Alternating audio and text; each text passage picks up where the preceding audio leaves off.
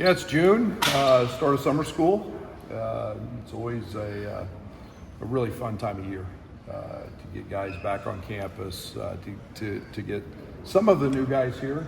We obviously don't have a full group yet. We've got a couple of European guys still going through the process and everything that's going on with that at this time. Z is here, but Z did not work out today. He's going through the final steps of getting admitted to school here at Illinois. But it's good to have that group out there and a workout in. It's exciting to start my job of fitting the pieces of the puzzle together and just seeing the group as a collective group and what that looks like. We do have one injury report.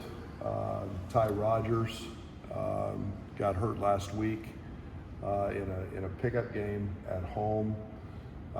Will be out indefinitely. We'll have to have some surgery to do some repairs, and we'll know more as that process goes on. But he's right now still in Michigan and going through some of that. So it's been a busy spring. It's been a very productive spring. I'm very excited about this group. We're very specific in trying to get older. I thought we had two young men in the portal that I think we hit home runs with. We were very specific in terms of Andre Stojakovic, in terms of finding a big wing, a proven wing, guy that's averaged 18 a game, done it at this level. And then obviously Z, potential, 7'2" size shooter, fits exactly into our mold and gives us a nice front court with Ben, those two, and Merkovich, and Jason Jaxtis in that mix and that rotation. So big size, athletic, and all have the ability to pass, catch, and shoot. So obviously it's nice to have a group of returners back, which we didn't have last year. Feel great about that. That was very evident today in the leadership on the court, led by Kylan Boswell, Ben, Tommy, all of those, Jake, all of those guys are very, very impactful, not just on the court and in the weight room, but off the court as well, as new guys have adjustments to make. So excited, still trying to complete a schedule that we think will be one of the toughest we've ever played, one of the most demanding we've ever played.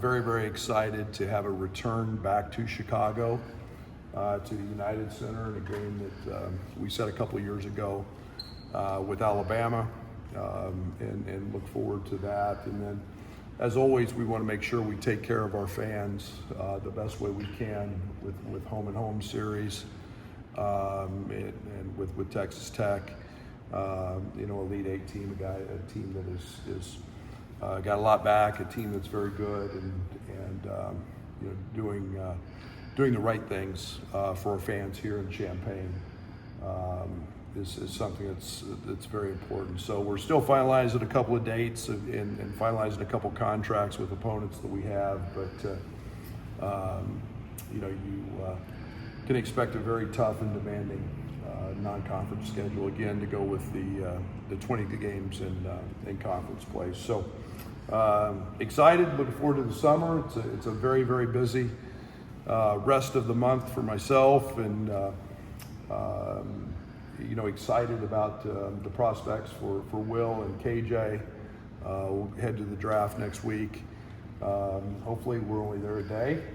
That means they're first-round draft picks, and hearing a lot of really positive things from teams and about their workouts. Right now KJ has been invited to the green room. Looking forward to that opportunity, and hearing great things about Will at this point. So As always, the draft is a little uncertain, as you know, there's a lot of trade rumors going around, and trades can affect what teams do. So, you know, then I'll head to Belgrade right after that and do a clinic in Serbia that I'm very excited about, one of the bigger clinics in Europe, and you know, it'll take us right into up until the 4th of July, or July anyway. So busy rest of the month, an exciting rest of the month, and looking forward to these guys' growth and development and work, especially with Fletch and on the court here. Coach, any more details you can share about Ty's injury, lower body, upper body? It's an injury that will require some time away, and you know, it's a knee, so it's lower body, and he'll have to have surgery. What's that mean for the rest of your team, Brad? What do you need from, whether it's the younger guys, Jake, guys like that? Yeah, I think that, you know, you continually, you know, Ty's a voice that is, as even last year in his redshirt year, was very dominant. You know, that will be back on and with us. You know, just we'll see what the process, where it takes us. You know, very excited about you know, this group of freshmen. We've obviously got one that we haven't announced that you know, is out there, and then you know, Brandon and Keaton. You know, we'll have great opportunities. So, you know, unfortunately, injuries are part of it. I think you've got maybe one more roster spot to work with. Does Ty's injury change your thinking on filling that? We'll see.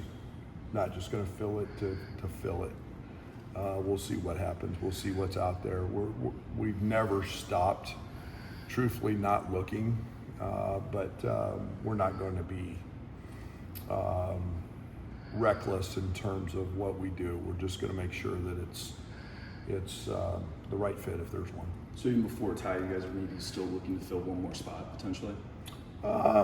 We were good with where we were at, but if there was always, you know, the availability of the right piece, then you take that. But you know, and we're still in that same mode right now. Brad, how do you feel on Mirkovic getting over here? I'm assuming he's in that group of still working through the process, but any like timeline or info on it? Yeah, you know, there's a lot out there right now. You know, I think that we feel better about just the handling of our processes of getting him. There's a lot that goes into it with translation of transcripts and eligibility center and so on and so forth. So we feel very, very good about those processes. You know, it's then, you know, get an I-20 issued, and then, you know, an appointment for a visa, and we'll still have to work through some of that, and we'll see where that goes, because at this point we truthfully don't know, but we're hopeful sooner than later. Brad, what have you thought of the challenges now of visas, foreign students, recruiting? Like, what are the challenges, and what have you learned about just dealing with those processes? Yeah, you know, everybody's doing stuff different. You know, I've talked to a school that, you know, they brought guys over on a tourist visa. I don't know why some of them would want to do that. It just gets them on campus and in the country. We've heard reports of guys being deported for different reasons. I don't think it's changed my status at this point very much. Knowing where we are recruiting guys from in terms of the European countries, you know, that I think we have positive relations with, and they haven't been on any ban list yet. So I think we feel really good about what that looks like. But at this point, it would just be, you know, my opinion, and that's no good. We'll deal with stuff as it develops. Do you feel optimistic about getting everybody here? I do. Yeah. I do. I don't know. You know, I feel like they're, you know, we're in a good place, and it's, again, just step by step, and all these things take time, and we'll deal with it accordingly. Have you gotten to see Z and Tommy, even in practice, play together a little bit? Not yet. Obviously, you know, there's stuff that we can and can't do. Today was, you know, it was the first day of summer, so it's the first day we've been able to do anything. And then Z's just, going through the final admissions process now with getting final transcripts, and being a second-year kid, we had to get all of his international stuff as well and get it all translated. So, all that stuff takes time, and now we've received all that, so we'll be in the hopefully here very soon, midweek. We hope to have him back. You They announced are out there together. What are you looking for to see what works about those two playing in the same lineup, and Yeah. how are you going to evaluate that? Yeah, I think that one, there's a lot of history of those two playing together, which is very encouraging. I think there's obviously they're twins, so there's great chemistry and great connectivity. I think that Tommy's in a great spot. He's just under 260 pounds now. He was here all May. He's had a great spring with Fletch. I think Fletch was as pleased with him as he could be. And then you've got Z, who's 230, and needs strength and needs to continue to grow in that area of the game, and he'll do that. He's going to work really, really hard. But look forward to both of them on the court. They're both they're different in terms of the way they play, but they're both high IQ. And it'll just be getting Z more up to speed, and then I would at this point in time I would expect them to be on the court a decent amount together, and very excited about that because I think they complement each other very well. You announced the addition to the coaching staff. What can you tell us about Cameron and what he adds to? Yeah, I'm very excited about Cam and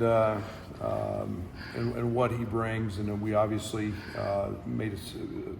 When TA left and we moved a guy over, and Quay Jones, who did an excellent job last year, and Cam's a West Coast guy, went to Penn, was captain of the team there, and then spent some time in the Northeast in the prep school ranks.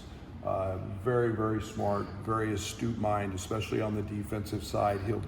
He'll handle a lot of things on the defensive side. We've made some staff adjustments in terms of moving some people around, and then Zach Hamer. Zach does a phenomenal job with us, kind of move into a new position for us in terms of helping streamline all of our off-season workouts, our individual workouts, coordinating a lot with Fletch on those things.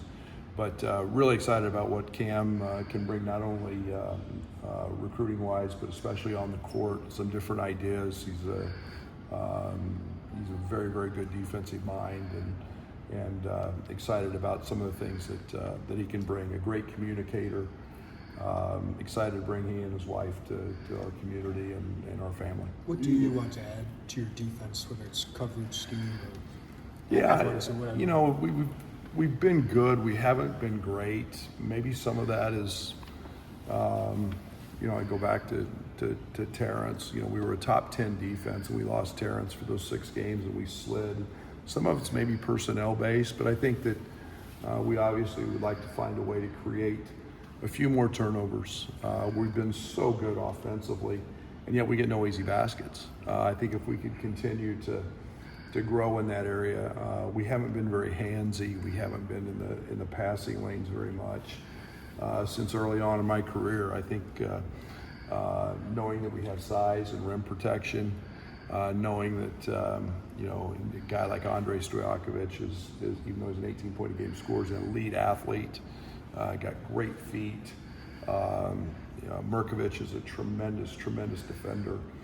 Gives us physicality. So I think we'd ultimately like to block a few more shots. We'd obviously like to, and that's another thing Andre does. He's one of the top shot blockers for wings out there. So I think we'd like to, in a perfect world, force a few more turnovers, get a few more easy baskets, and yet not give up. Especially on the glass, some of the stuff we've been doing on the rebounding side. How you want to recruit internationally? Have you got clarification on how, in the rev share, how to get these kids paid? Yeah, I mean it's a continual process. So I think it's obviously there's a lot of work going into that at the NCAA level, at the institution level. There's some unclarity, some parts that aren't clear about you know, what that'll look like. But you know, we're just right now proceeding as normal until we get clarification otherwise. Are you calling your new assistant coach a defensive coordinator, for lack of a better term? Yeah. And I think that they're, you know, Tyler's handled the offense and Cam will help handle the defense, and we put, you know, Patrick Bettle into a role that will help Tyler and JC. John Keller was a GA. We kind of slid him into a video role. It's going to help Cam, and then Zach's also going to help in a lot of specialty areas, a lot of specifics, handle a lot of the analytic piece to both, and communicate with me directly on both sides of it. A little more than maybe just being focused on the defensive side as he was a year ago. You'll have a lot of guys new to playing with each other, but do you anticipate or hope there could be less growing pains because you are so much older? Yeah, and I think we got a lot of guys back. I'm excited about that. I think if you look in the big scheme of things nationally, I think, you know, having as many guys back as what we do is we're probably up there. You know, you're not going to see us in any portal rankings because we only have 2, and that's a great thing. You can give me guys in retention all day long, and I'll take them. You know, you just see it out there day one, and I mean, you know, we were just laughing about Tommy a year ago compared to Tommy today. It's night and day, and so yeah, there's always going to be some balance of newness and chemistry, but it's nice to have guys that know what we do instead of having to teach a whole group of guys what we do. I'm curious, when you started recruiting serving in the country, like, did you think last year that it would be what it's turned into, or did you feel that grow over the course of the year and then early on into this offseason? A little bit of both. We felt very comfortable with guys from over there, with European players and the coaching in the background. You know, in all honesty, I mean, a year ago at this time, I would have thought Z would be a pro. And that's where he was projected and what that looked like. Z fell into our lap, so to speak, and obviously his relationship with Orlando, and then having the year Tommy had helped us. We recruited Merck all year. You know, that was a guy that was a priority for us. Beyond that, it's just kind of developed into. You know, and then Andre's been in the States, and so it's just kind of fallen into place a little bit. But we've been very dialed into that part of the world and Europe for a long time. So glad it's happened. Are you still working on getting that jumpsuit for the first game? We saw that in the Big Ten Network. Sure, why not? The question is, do I go with a Marlboro or Camel? Got experience? None. I'll have to ask them. I have no idea, but no, I've got the hat. Now I've got to get that a jumpsuit, and I'm sure one of the fellows will give me a gold chain. Brad, Andre, there's shades of what Marcus did offensively, there's shades of what Will did offensively. Like, how do you see him just kind of fitting into your offense? What does he add to your offense? You know, he's an elite athlete. He's gifted athletically. He's what I call a very, very good head rammer. He's a terrific finisher. Dunk with either hand, finishes 12 feet and in, maybe as well as anybody that we've had. Got great strength. I think once he has some time with Fletch, that'll continue to grow. I think he's an underrated shooter. You know, obviously the comparisons to his dad aren't fair. His dad's one of the great shooters in the history of the game. But I think he's had to take a lot of hard shots. I think he's a really good shooter. I think he'll be a you know, high 30s, you know, low 40s type guy. But I think what he does, his versatility, to live in the paint and have the ability to finish at the mid-range makes him pretty special. And then his athleticism, he's just you know, right hand, left hand, very, very gifted, very skilled that way. What's some off-season? Ty Boswell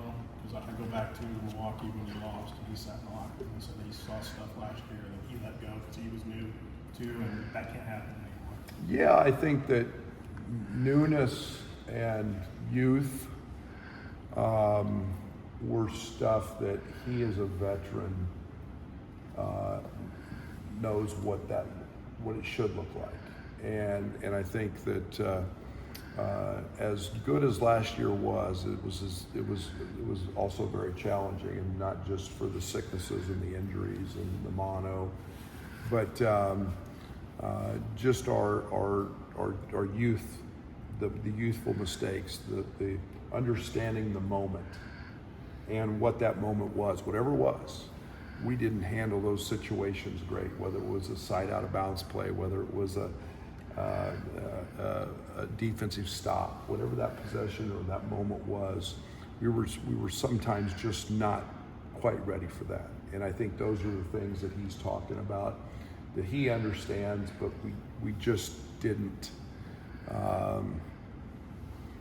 perform maybe the way we wanted to in those moments. And I think he's well adept at making sure we handle those this year, and that experience will help. What were some off-season priorities for Tommy, and what do you think the next step for him is? Yeah, strength. We've obviously got to. I think we've accomplished that already. His leg strength is through the roof. He's bouncier. He's stronger. We've got to be able to handle, switching much better. Being able to take advantage of him in post-ups and effectiveness. He was a really good post player in Europe, and he, to be honest, didn't have a great year doing that, no matter who was guarding him. So I think that's one of the big things we've worked on. He's been working on a hook shot a lot that he used to shoot. We never saw him shoot it last year. He's a very good, not jump hook, but just hook shooter. So he's been working on that, and then I think just being able to add a bounce or two to his ball handling repertoire will help as well. It's back to Ty. Just how is he maybe dealing with the setback, and especially with the leg shirt and everything to get back? Yeah, I mean, there's no doubt it's tough for him. You redshirt, you put in a lot of work, and when you're an ultimate competitor like him, there's gonna be some challenges in front of him, but he's been in good spirits and handling it the best he can, and we'll get him back here. It'll be as soon as we can, get him under our medical care and get him part of readjusting with this group, but I'm sure it's pretty challenging when you have something that is sets you back. Brad, when you're building a roster, how do you, if at all, prioritize what your team's max offensive potential could be versus max defensive potential? So you can consider that? Well, I think we always look at offense to start and figure that we're going to get in the guard. I think that the potential, the size, the shooting, those are things that are very, very hard for coaches to teach. I think that we made great strides defensively. I look at Will and I look at his improvement on that side of the court. I thought, Casper's had a great year. I thought that Ben's growth throughout the year was tremendous on that side. So I think there's some things schematically we can do to help this group, and that's our job. And I thought we did some things very, very well. But we're always going to recruit to a certain a pattern of positional size, looking for shooting, looking for guys downhill, looking for bigs that can spread the floor, and that's something that we look at probably a little more than the defensive side of things, and know that we hope our scheme is good enough to be really good there. When I talked to Andre around the committee, he said that multiple times he wanted to prove people wrong on the defensive side, just based on everybody knows he'll be able to score. Is that something you instilled in him, or is that something you feel like from a grit standpoint that he can bring and permeate around your team? Yeah, I think it's something that he's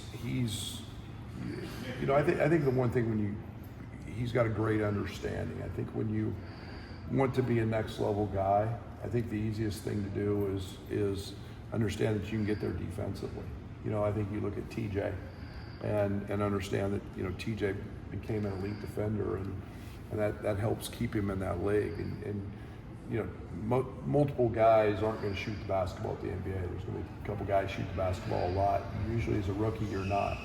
Dre's got all the tools. He's got all the abilities. He's got great quickness and great feet. And I think his plan moving forward is to continue to enhance that. And I think he can be an outstanding defender. I think he can be as good a defender as there is in our program. And I say that, and we've got Colin Boswell, I think, is pretty doggone good. Does the recruiting change because of the additions to the roster, 15-man roster? Does it change your approach at all? Or? No, I think that you can have too many. I think that you can. I think that we're still growing with what the new rev share stuff looks like and how you do that. I think the impact that the freshmen, you're not going to go out and sign and give a ton of money to 4 freshmen, more than likely. You know, we look, and I mean, it's you got to find some developmental pieces. And guys will work and stay a part of your program. I think retention is something that gets, in our case anyway, is a big shift in terms of the focus and making sure we retain guys. So there's a lot of factors go into that. So not just having a couple additional roster spots. Not that big a deal. Brad, as you've talked to NBA teams, what do you think they've learned about KJ and Will through this process? Yeah, I think they're, I think both of those guys are really young, and I think that is very exciting to everybody. I think they've laid witness to how competitive both of them are. It's at a very, very high level. I think that, in Casper's case, I think that, they've all bought into the fact that he can do both, play on and off the ball. We played him primarily on it. And I think the fact that he can make every pass has proven very well in ball screens and his IQ. Teams have seen that. I think he's shown that he's a better shooter than what maybe he's was perceived to be in college. And then I think everybody's found out with Will that a little bit of what we've seen. Just as he physically continues to grow, his skill and his shot making ability will give him a long and pretty productive career in the NBA because of his ability to score. So I think they've both had great workouts. We've heard a lot of positives, and I think in KJ's case, physically he's ready and that he can fill in or step into a roster right now and be a productive player. I think everybody's seen that, but they're both great people. I'm very proud that they've represented our program in a great way because they're terrific young men, and very excited for them on next Wednesday, I guess. So, the thought of having one of your guys in the green room, what do you think that means for Illinois basketball? Sure. Yeah, there's no doubt. It's a source of achievement, and we don't set out to have one and dones and do all that, but to have guys elevated. I think the style of play, I think the status of this program, put guys in those situations, can be impactful for future recruits that want to come and know they're in a style that fits, and their development and everything else is gonna happen at a very, very high level. So obviously something that we haven't had happen here, but now we're not gonna have one, but more than likely 2 one and dones. Scheduling wise, can you say whether you're trying to pursue another power opponent? Yes. more than one. What have you Just to found? clarify, when you talk about Mark, has he not been able to get his visa application before the pause was being? We're not even to that. We have not been to that point yet. It hadn't gotten to a visa. It's just all a matter of now stuff with the university. Before they have to get an I-20 issued before they can go get their visa, and we're getting closer to that. But it's the internal process that. Who's that first? needs to happen first before we can do that. Is this kind of the model of non-conference you want moving forward? I mean, obviously have power conferences, but one home, a couple neutrals, one away. Yeah, I would prefer to play as many hard games as we can. I think the model's proven that they sure don't hurt you. You're only going to get hurt when you play too many bye games or lose one. I think the players want to play in those games. I think it's important to play in front of our home crowd as much as we can. I love doing that. So we'll always continue to try to find home and home series with high level opponents. But in place of the MTEs are getting harder and harder to do. We'll see what continues to happen with league scheduling, and we get a compressed schedule, a compressed calendar the next 2 or 3 years. So I think maybe you could even see an after Christmas game in conference as we move forward. I think there's just going to be some challenges with a compressed schedule, but I think that there's tremendous benefits in playing great opponents, and we're doing them in some great venues, and we're going to continue to pursue that path. So with the portal with international recruiting, have you shifted your approach at all to high school recruiting, just in terms of what you're looking for, a number? Yeah, I think some. I think we've always tried to stay pretty consistent with high school kids, and I think the greater challenge with high school kids today is retention.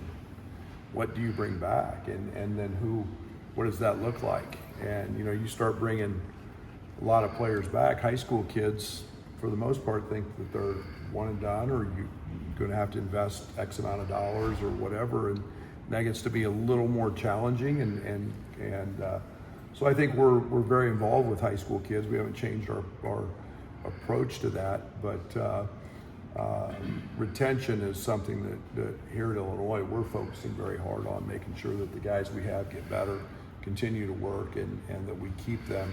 We just feel that we can keep adding the right pieces, whether they be a high school kid or a portal kid, but retention is something we're really focusing on. What do you feel like is key to fostering that retention? Just development, relationships. I think that's honesty, the truth.